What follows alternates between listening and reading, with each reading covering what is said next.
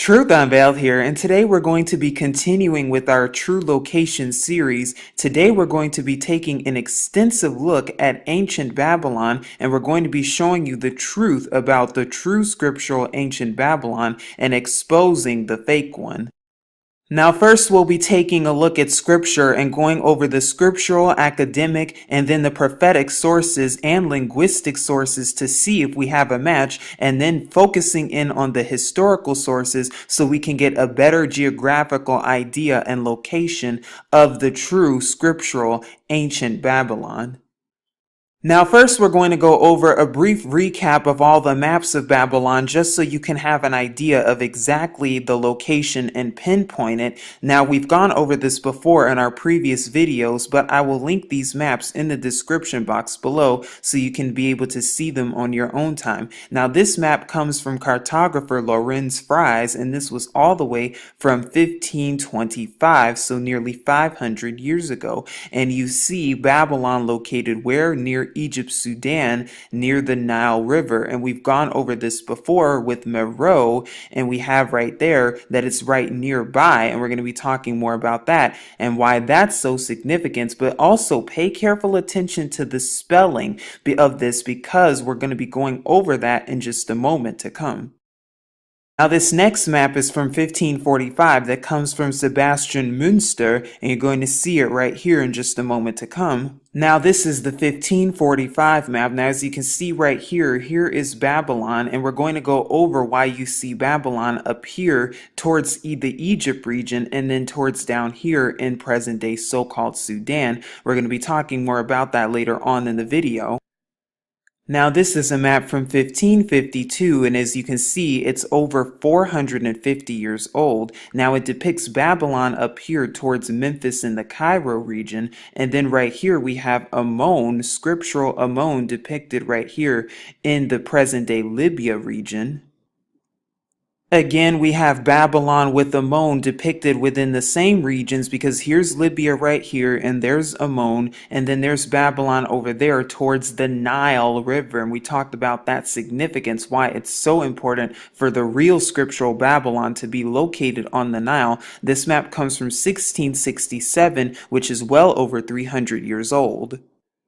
Here's an enlarged map of Babylon. As you can see, this comes from 1692, and it's shown near Ramses, Memphis, Sukkoth in Egypt, along with Alexandria, again along the Nile River right here. And what this is really depicting is the fortress of Babylon. And like I said, later on in the video, we'll be covering that so you can have a better idea and see exactly what it's talking about. Now, this is Babylon depicted as of 1706, so once again, well over 300 years ago, and it's shown where? Near Meroe, Sudan. And we're going to be taking a look at that region of the so-called Sudan pyramids, because here's Babylon located right here, right along the Nile River in this map published as of 1706. This map was drawn in 1730, and as you can see right here, it's a little bit easier to see. Here is the land of Africa, Libya interior, as we've gone over that, as it was known back then, and so-called Nubia right here. Now, when you take a look, once again, we have the Nile River branching off, so this part branching off towards Ethiopia and continuing what they call southward. Here we see Babylon once again near Meroe, Sudan. Again, there is our marker point along with the Nile River over here. Now, upon further research, we've also even shown you even more maps and have even included bonus maps of Babylon, like this one from 1597. So once again, well over 400 years. And you see right there, Babylon right here along the Nile River. And then this map that was published within Oxford from 1712, so once again, over 300 years ago, you see Babylon right there along in Egypt, along the Nile River once again, and you see it's along Egypt within the exact same region. And then over here we have Ammon once again, as we've gone over Ammon right there, the real scriptural Ammon. Now later on in the video, we'll go over a map from 1592 that gives us a hint about the Tower of Babel, but this is a map from 1720 that also shows Babylon near Memphis, and again, this is depicting the fortress of Babylon, but this just gives you a better idea of where ancient Babylon is really truly depicted. Now we're going to get some scriptural references and some historical references along with academic references to see and back this up, to see if this is a scriptural match or if that one in Iraq is a scriptural match. Now remember I told you to keep this spelling in mind though. This is the map from 1525. Now as you can see, Babylon is depicted right here near Meroe once again, and then it depicts Media too, the scriptural Media also that's depicted right here that's nearby in a map that's nearly 500 years old. But you'll probably notice that the spelling is a little bit different. Why is that so important?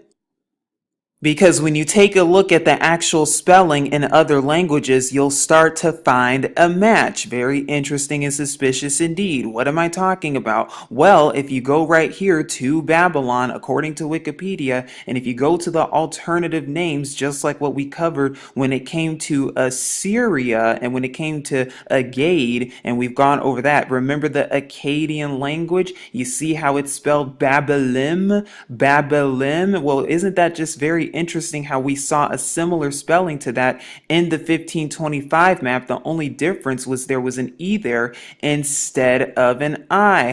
Very interesting and suspicious indeed. Not only that, but also when you take a look at the Aramaic, you get Babel spelled with an I right there. And then when you take a look at the Elamite, it's Babeli. Well, that's what we saw in the ancient map too, very similar to that. Here is another linguistic and academic source of this. This comes from the Cambridge Ancient History, Volume 1, page 150, where it says the evidence of language. And it says right here, sometimes there can be reasonable doubt as to whether the Sumerian or Semitic name is older. It is held by some that Babelim, which is Yahudith or Hebrew Babal and Greek Babylon, was originally Sumerian. And you can see right here, Babelim. That's what I wanted to show you, is the linguistic side of this. Babelim, Babelim. Because we read something similar to that right here in the map from 1525. Babelim right there. You see that? You see the linguistic match right there? It looks like a match to me. Now here we are right here. Now this is the Babylon that they tell us, and this is the one that they've spoon-fed us for how many years, if not hundreds of years, if not thousands of years. This is the one they want us to believe. This is the one that we've been traditionally taught is the traditional Babylon, according to them, according to historians, and according to the liars themselves. Why are they lying? Because it's right south of Baghdad, which is the capital of Iraq, and so it's right here in this region within Hilla, right here.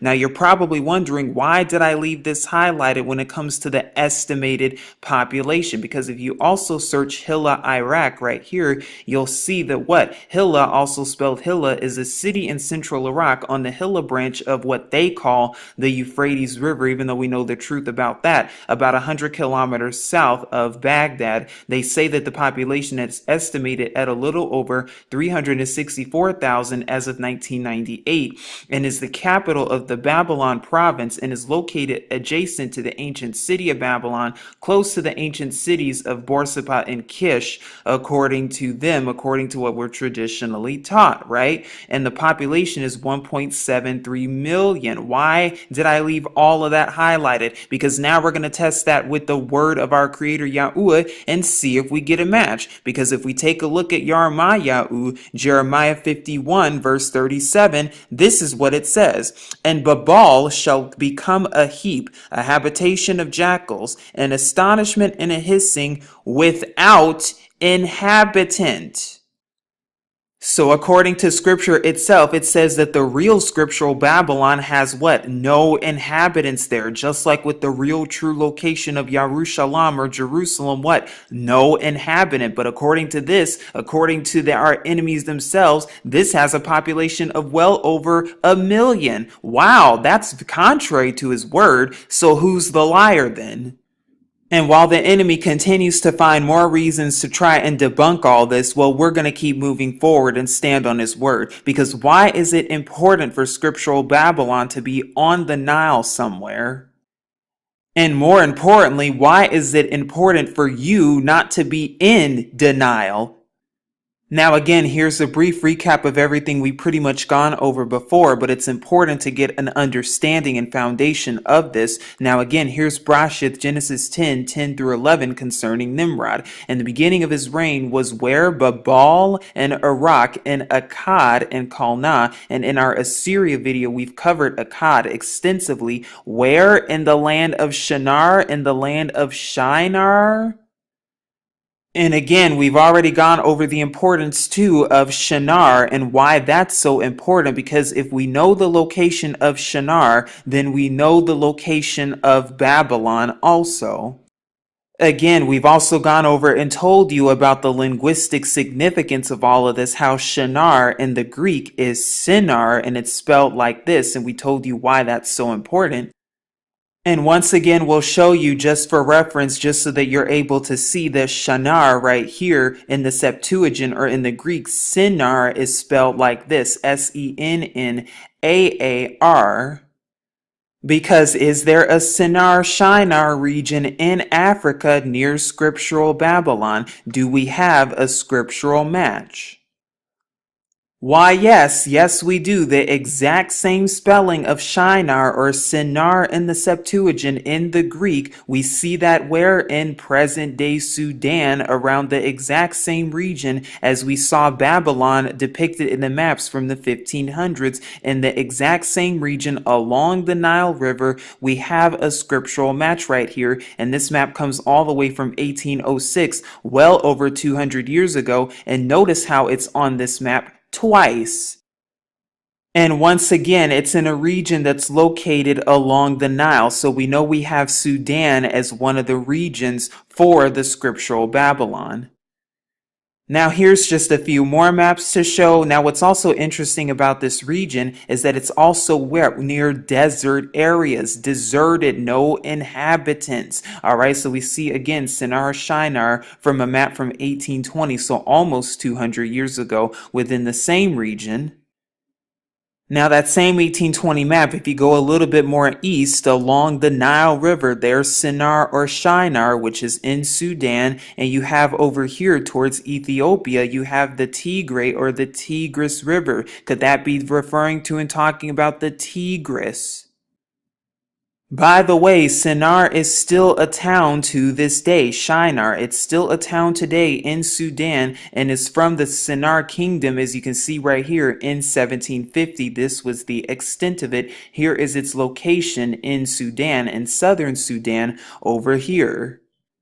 Then we've gone over this map from 1730 that shows not only the Tigray right here along the Nile River, but again, Sinar right there, the land of Shinar, the scriptural Shinar, but also the scriptural Susa or Shushan that's located right here. And we've also talked about and covered how the story of Hadassah, the story of Esther, as it's commonly known, more than likely took place in this region in so-called Sudan. We've also confirmed a few more things with this map from 1730, how this map also shows things like Sinar, Susa right here, as you can see once again along the Nile. So we have the scriptural land of Shinar, the scriptural Susa, and the scriptural Babylon within the same region, the scriptural Tigris region over here in Ethiopia along the Nile River. And by the way, the Nile River is also known as what? The cradle of civilization. Why is that the case? Not only that, but if you go a little bit more westward towards Chad or present day Chad today, you have Median or Media, just like what we saw in the 1525 map. Very interesting and suspicious indeed. Not to mention that the desert of Seth is nearby too, which is also scriptural. And later on, when we go over more of the Tower of Babel, we'll also be talking about this more too, Babal Mandel, because you see right here, it's over here towards this region, towards Arabia and Africa, towards present-day Djibouti and Eritrea, and you see right here Susa, Shinar over here, Babylon over here, extending all the way over there, with the Tower of Babel taking place in this region. But like I said, we'll be going over that later on in the video to come.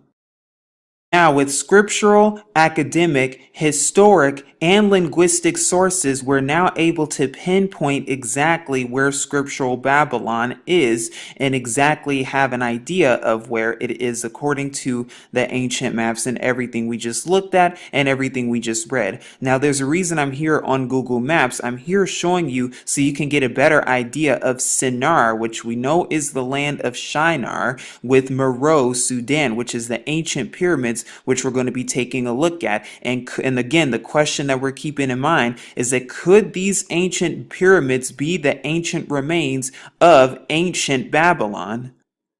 So now we're going to zoom in a little bit more just so that you can have a better idea. Once again, we're in Sudan itself, and you can see right here, this is Meroe, or the pyramids of Meroe, which we're going to be going over along with Shindi nearby. That also has some pyramids of Meroe also in that region. We're not going to cover all of it in this video today, but I will take you to those ancient pyramids so you can take a look at them. Then you have Khartoum Omdurman right here, which is the capital region of Sudan today, as it's commonly known, and then you have Sinar right here. Now, once again, pay careful attention how this region is located where? Along the Nile River. It's so important that it be located along the Nile, and you're going to see why in a moment, but here is Sinar right there in so-called Sudan, as we just saw on the maps. And then again, we're going to zoom out and then go a little bit more northward, as it's commonly known, to get to ancient Meroe right here in Kabushia and a few other places. Note the Ya right there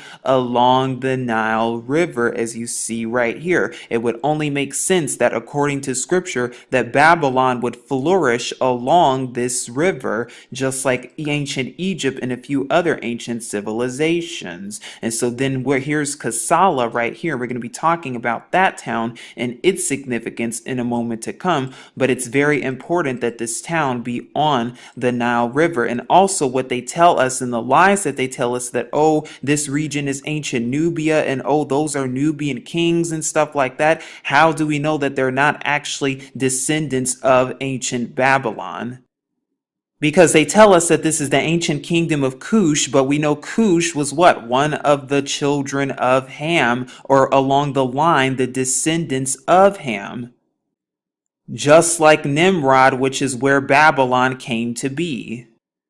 Now, what's also interesting about all of this is that on ancient maps, you saw Babylon northward towards Egypt, and what this is referring to is the Babylon fortress, which was an ancient fortress in the Nile Delta located in the area known today as Coptic Cairo. So we see that it's right here, located within this region. Here are the ruins and the remains of it right there. And we've also gone over the word Mesopotamia in our video covering Assyria. If you have not seen ancient Assyria, please do in the description box below, because what you'll see is that what? Mesopotamia is part of the deception. It's part of the delusion, because ancient text and ancient scriptures back then will let you know that it was never called Mesopotamia, that it was called Aram Naharaim, which means the area of the two rivers. Which two rivers is it talking about? Could it be talking about and referring to the two rivers of the Nile?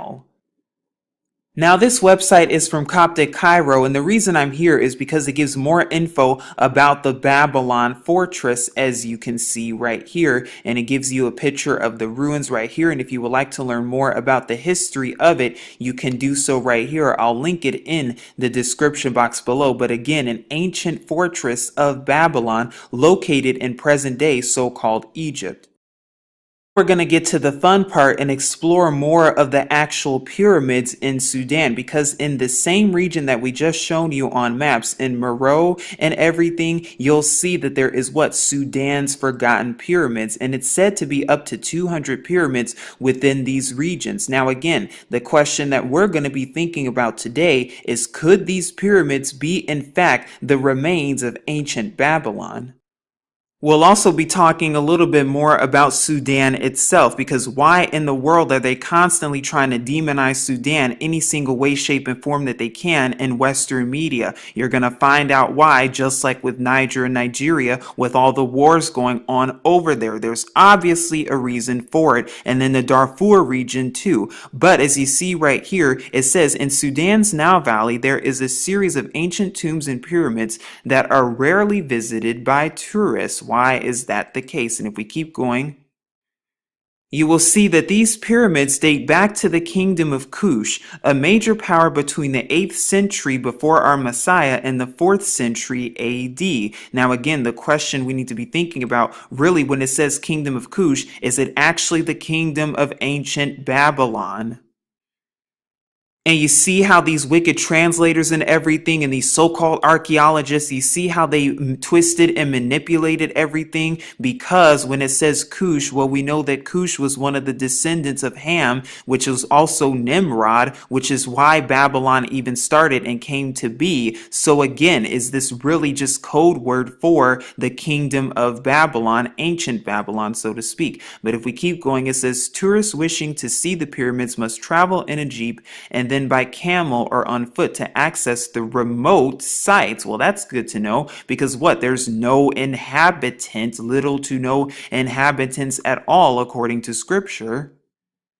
Now this says, according to UNESCO, the liars themselves, the wide range of architectural forms found at the island of Meroe, which is a semi-desert landscape between the Nile and Atbara rivers, is proof of contact between sub-Saharan Africa and the Mediterranean and Middle Eastern worlds in this period. So even according to the geographers and historians themselves, that this region was very important to world history. Why? Because could it have been ancient Babylon? Now it goes on to say that Meroe is an ancient city that was the capital of we know, the kingdom of Cush, or a so-called Babylon, for several centuries. The pyramids here house the remains of the deceased Cushite rulers. But again, could some of them actually have been Babylonian rulers themselves, or even descendants of the Babylonian rulers during the time of ancient Babylon? Now if we scroll up, we'll actually see the picture right here where it says more than 200 pyramids are believed to be located in Sudan. About 177 are located in the island of Meroe, while the other 74 are in the Nuri region, so in a region that's not too far. And you can see this is how the pyramids look to this day. Here is another picture from the background. As you can see right there, there are some pyramids that are located back there. Here are some ancient remains of these ancient pyramids that's located right here, and they still stand to this day. Here are some more pictures of these ancient pyramids depicting ancient Babylon, at least the region of it. Now it goes on to say that the Sudan pyramids of ancient Babylon are smaller than those in Egypt. And I know I'm adding my own commentary, but it says they are also far less busy, typically receiving about 10 visitors per day. So it's not a lot of travel over here in this region. Why is that the case? Then it goes on to say here's another picture of the pyramids, as you can see up close with the camel. Visitors are able to camp at the footsteps of the pyramids overnight, and sometimes they have to. There are no hotels or restaurants nearby. So we see that this is a very, very secluded region. It is very, very arid. It is very, very deserty.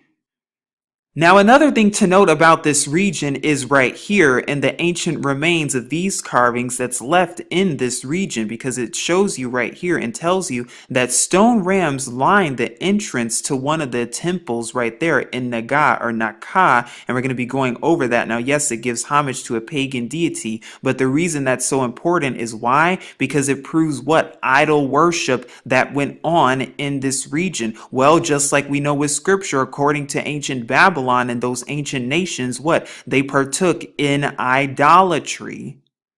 So once again, we see another scriptural match. Now take a look at this picture right here, and you start to see these ancient carvings and wall hieroglyphics right here. Now with this one looks very similar to a lion. Why is that so important, as we've gone over before? Because with what? Lions, and we talked about that with lions being in scripture, and when it comes to ancient Babylon, lions were very prevalent in ancient Babylon, but you do not even see lions today in so-called Middle East. So it goes on to say some of the wall carvings are on the Sudanese temples are reminiscent of Egyptian art. Why is that so important? Because we know that Babylon mimicked ancient Egypt back then also.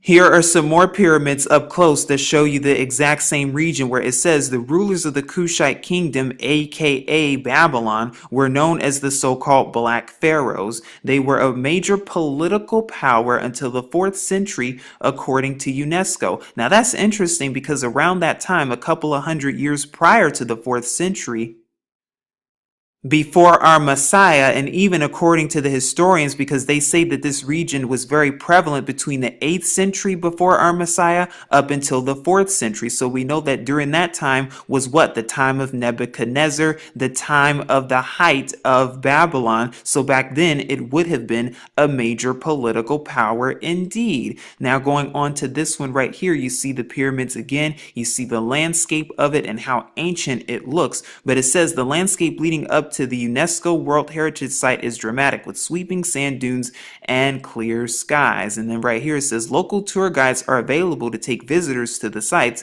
but due to the lack of a tourism industry in Sudan, they often do not know much of the local history. Could that be because they're trying to keep people out of these regions any way, shape, or form that they can? Could it be because they don't want you to know that this is actually ancient Babylon? But they'll spoon feed you their lies all day and all night long. Not anymore.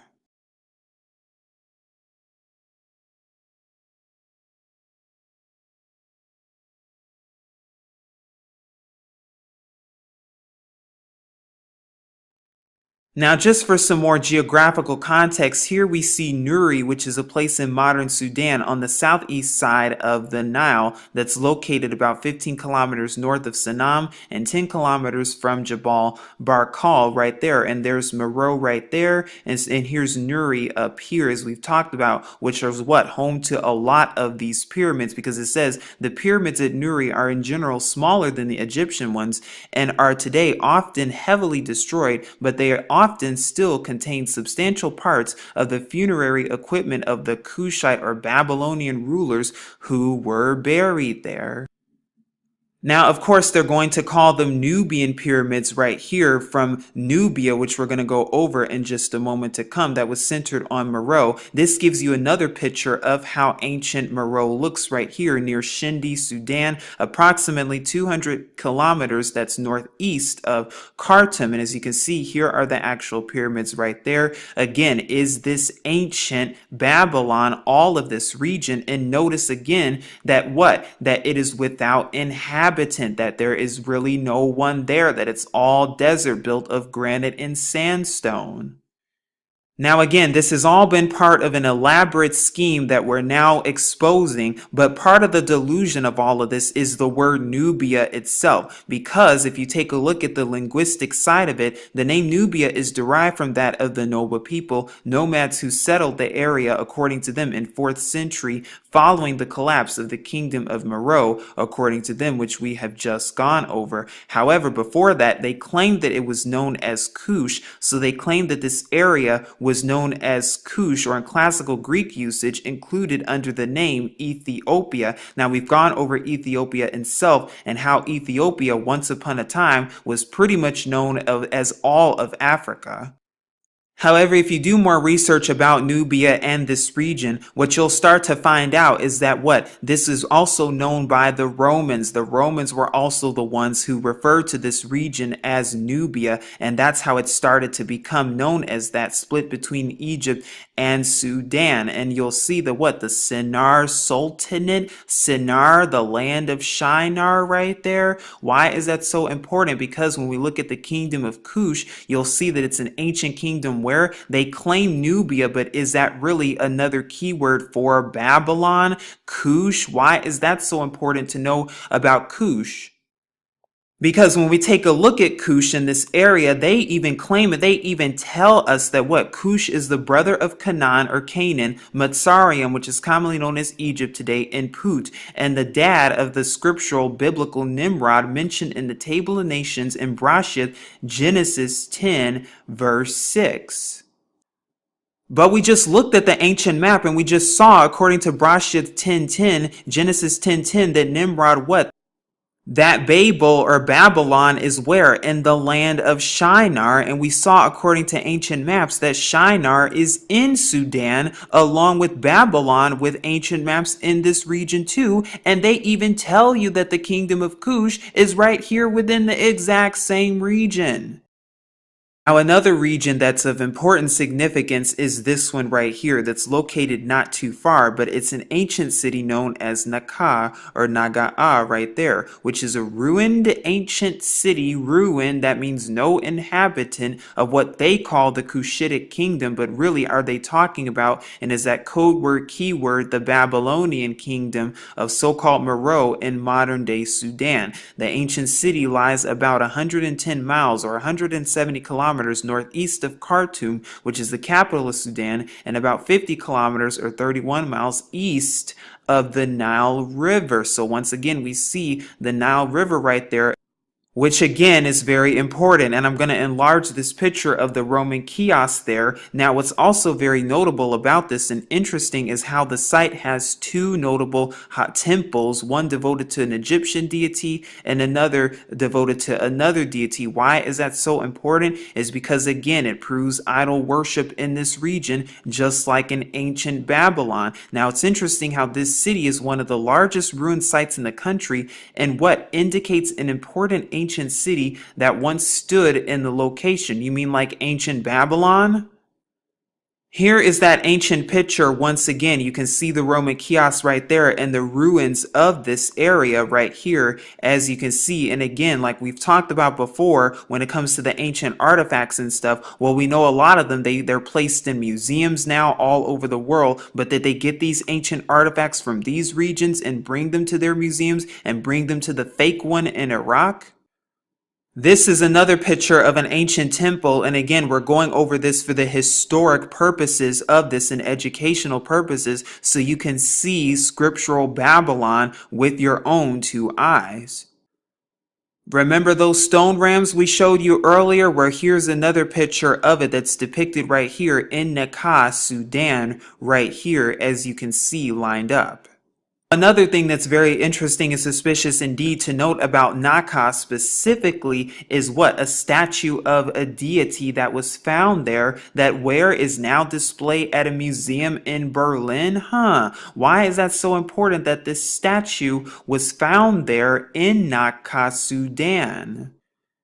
Because the Lion of Babylon, as it's commonly known right here, you see it where? It's an ancient Babylonian symbol, but you also see that it represents what? That same deity we just looked at, because by the way, Ishtar and Isis is the exact same thing. It's the exact same deity and is the exact same deity that Christians worship on Easter. Unknowingly, because they're pronounced the exact same thing, but what? It's the representation of the same thing. Again, another match, and we know that lions are located where? And again, the lies that they will tell you in order to justify the fake region is that, oh, well, the lion's extinct now in so-called fake Israel and in the so-called Middle East, that, oh, the lion's extinct, that's why they're not there anymore. No, that's just a cover-up and a lie. That is, of course, being exposed because, again, they want to take your attention away from these regions, away from the African regions of the true scriptural locations, and place your attention on their own lies in order to promote atheism and all their other lies that they've inherited. Now, the following two places was submitted to me actually by a subscriber via email who is actually part Sudanese. which gives us more info and more details about this region, which I found to be very important after doing further research. Now, right here, we told you we would go over more of Kassala, Sudan. Now, this is towards the east of Sudan, right on the border of Eritrea. And we're going to be talking more about Eritrea and its significance when it comes to the Tower of Babel itself, and even possibly the Hanging Gardens of Babylon. Now, you're probably looking at this. The reason that we're here is because you see in the background of this picture these mountains. Why is it that there's little to no information about these mountains? Now, normally they have like Wikipedia articles and stuff on this about this stuff, but really I haven't been able to find much about it in the research that I've been doing and been led on. However, what I wanted to take your focus on is on the Taka Mountains, which is in Kassala, Sudan today. The Taka Mountains. Why is that so important of a region right here, and even for the mountains to look like this? Because does it sound something similar to this, to Jeremiah chapter 51 verse 25, and we're going to go to it in a moment, which actually reads, concerning the prophecy of Babel or Babylon, see, I am against you, O destroying mountain, who destroys the earth. All the earth declares Yahweh, and I shall stretch out my hand against you, and I shall roll you down from the rocks and make you a burnt mountain. Now, here are some more pictures of Kassala, Sudan. This is the ancient region right here. As you can see, this just gives you an idea of how it actually looks in the surroundings area and the environment. Now, here is a backdrop of the Taka Mountains within that same region of Kassala, Sudan, and these are how the mountains look. Indeed, they look very intricate compared to other mountains. Here is a close-up of the mountain right here, and this is a picture taken from people who have actually visited the mountains and who actually have seen the mountains and have been to Sudan in order to see them. And another picture of the mountains right here, as you can see in the background of the Kassala, Sudan city. What I'm actually showing you now are travel photos, but here once again we see Kassala, Sudan, and we see how the land actually looks, and we get a better idea of the Taka Mountains nearby and just the region overall. And again, pay careful attention of how barren the region is and how little to no inhabitants whatsoever, a scriptural match. Here is another photo showing those exact same mountains, the Taka Mountains, a little bit up close right here, as you can see, and the surrounding regions and areas that's nearby. Now, there are also ancient mosques that are located nearby in this region too, in Kassala, Sudan, near the Taka Mountains. Here is another view right here, as you can see the Taka Mountains that's located right there with the backdrop of the view of Sudan that's located right there, or even potentially Eritrea nearby. And this is how one of the ancient mosques nearby looks. And again, we're in Kassala, Sudan. And again, back here is the actual Taka Mountains with the actual mosque that's right here. Here is another picture of the Taka Mountains in the background, and you can see how the landscape is very vibrant indeed. And again, how these rocks are very rocky indeed, but I just wanted to give you an idea of how this looks. Again, ancient scriptural Babylon.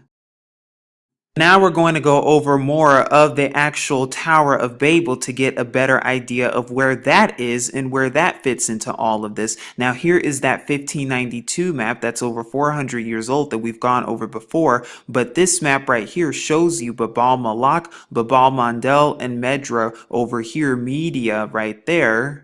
And just for reference, in the Yahudiyat, the Hebrew tongue, Babal Malek means king of Babel, so Babel, and then Malak, which is king, so king of Babal. And again, notice how that was shown within the same region of Sudan towards Ethiopia and Eritrea within that region of Africa.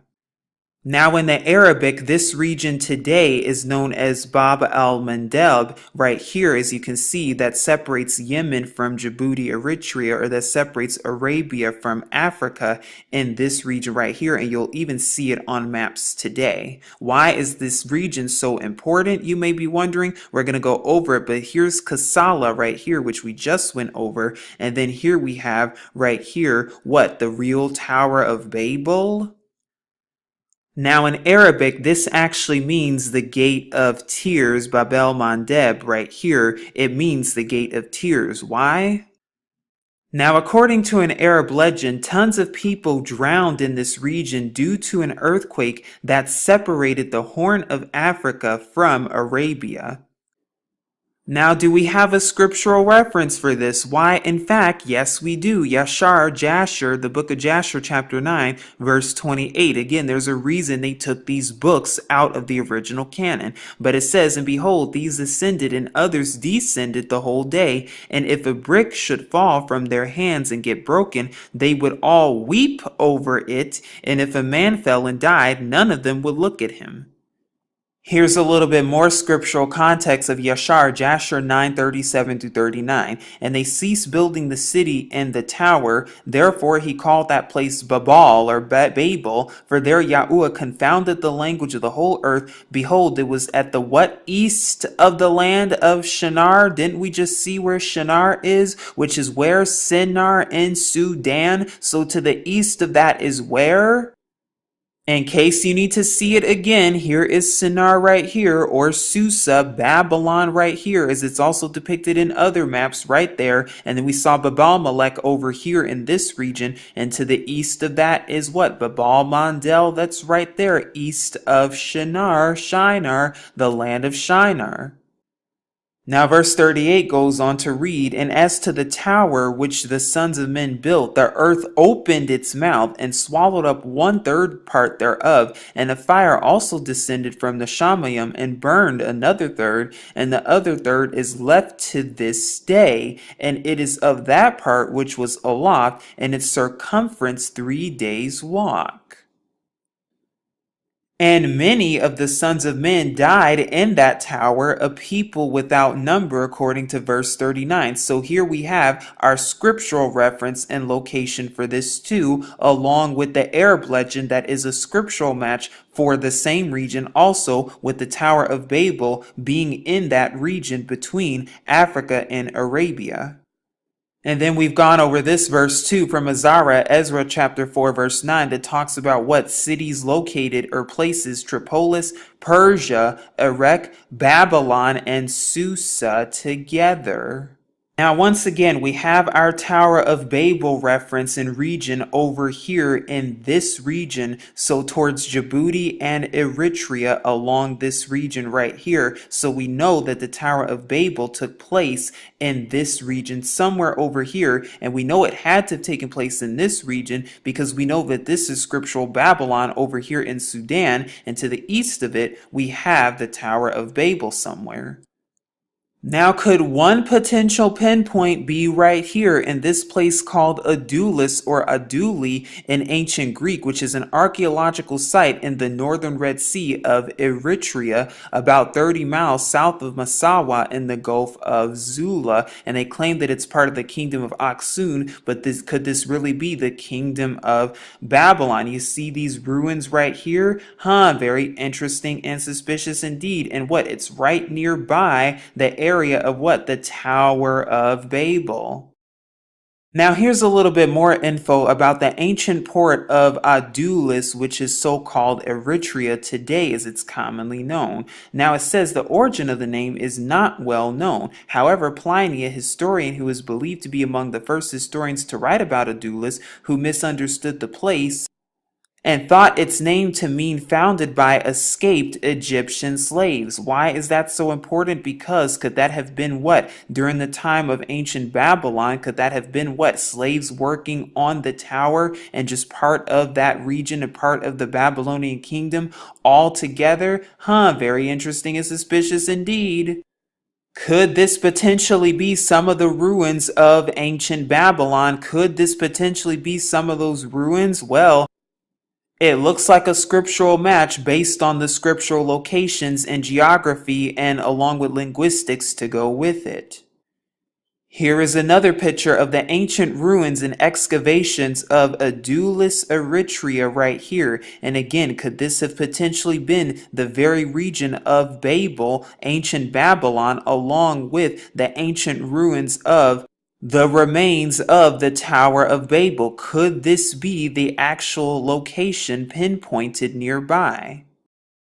Now we see why Eritrea is called Africa's North Korea. Now we see why all of the Chinese and everyone are interested in Africa all of a sudden, places like Zimbabwe and the gold there because of the scriptural gold. Now we see why and understand why all of these other nations are so fascinated and intrigued with Africa. Now we see why the US has a drone base in Agadez or Agades, Niger, which is the scriptural Assyria. Now we see why they go to these places and make up these safari theme parks and stuff, because they're hiding evidence, because they're hiding truth, because they're hiding artifacts. Not anymore, because it says why Eritrea is called Africa's North Korea, because it says Eritrea has had some unhappy claims to fame over the years. Its war of liberation from neighboring Ethiopia, which began in the 1960s and only ended in 1991, was one of Africa's longest running conflicts. Then, as a newly independent country, it fought a war with Ethiopia between 1998 and 2000, one of the bloodiest in the continent's history,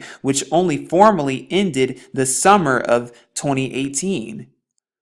Could that explain all of the war and genocide in this region too, in Darfur specifically, and why Western media is constantly trying to demonize this region any way, shape, and form, and only make people associate these regions with war and with genocide because they know the truth about them? Why is it that pretty much all of Sudan is under control of the Sudanese government? Because the Sudanese government knows the truth about this region.